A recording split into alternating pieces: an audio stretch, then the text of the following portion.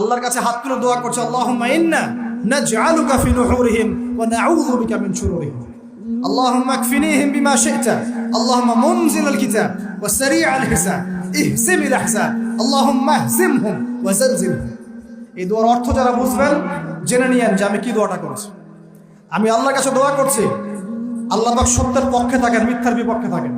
আল্লাহর কাছে দোয়া করছে আল্লাহ পাক যেন একাই এই জালেমদের বিরুদ্ধে আমাদের পক্ষে যথেষ্ট হয়ে যান ইনশাআল্লাহ। আমরা দোয়া করছি আল্লাহ পাক যেন এদের এবং আমাদের মাঝখানে ফয়সালাকারী হিসেবে আল্লাহ পাকই যথেষ্ট থাকেন ইনশাআল্লাহ।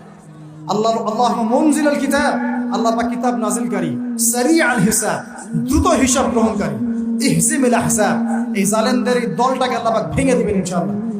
আল্লাহুম্মা জালজিলহুম, আল্লাহুম্মা ইহজিমহুম ওয়া জালজিলহুম, আল্লাহ পাক এদেরকে বিধ্বস্ত করবেন, এদের পাগুলোকে ভূমিকম্পের মতো কাঁপিয়ে দিবেন ইনশাআল্লাহ। নবী সাল্লাল্লাহু আলাইহি ওয়াসাল্লাম, লাস্ট কথা, নবী সাল্লাল্লাহু আলাইহি ওয়াসাল্লামের উপর অত্যাচার আসলে তিনি দুই রকম সুন্নত দেখিয়েছেন। এক, তিনি মাফ করে দিয়েছেন। আল্লাহ রাসূল আরেকটা সুন্নাত, তিনি বদদোয়া করেছেন, হাত তুলে তুলে বদদোয়া করেছেন, আল্লাহ অমুককে দেখে নিও, তমুককে দেখে নিও, তমুককে দেখে নিও। আজকে আমি মাজলুম, আমরা মাজলুম, শুধু সেই বদদোয়া আল্লাহর কাছে করছি। অচিরেই দেখে নেবেন তাদের কি পরিণত হয় ইনশাআল্লাহ।